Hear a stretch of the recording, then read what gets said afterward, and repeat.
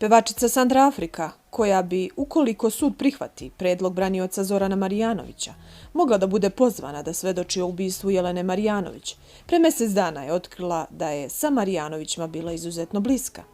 Iako je ona, posle predloga odbrane Marjanovića, koji je jedini optuženi za ubistvo supruge, izjavila da ne zna o čemu bi mogla da govori pred sudom, u intervju za magazin Hit je izjavila: "Sa Marjanovićima smo se porodično družili godinama.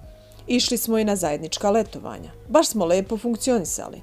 Znam i Zoranovu prvu ženu, kao i pokojnu Jecu."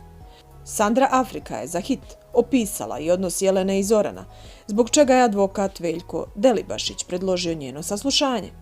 "Ona je bila divna. Zoran ju je gledao kao malo vode na dlanu. Nikad se nisu svađali, bar ne pred nama, a stvarno smo bili bliski. Kod Jece i Zorana sam bila na svadbi, bili su i na mom brodu," pričala je ona navodeći da Zoran u njoj je prvi prepoznao talenat. Odbrana je predložila da sud, kao svedoka, pozove i pevačicu Indiji.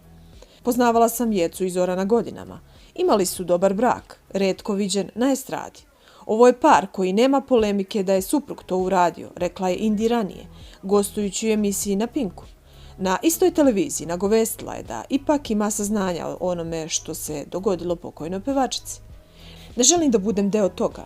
Dok se sve ne reši, kad se bude sve rešilo, ja ću da kažem nekoliko stvari koje znam. A do tada, zaista, za tim nema potrebe."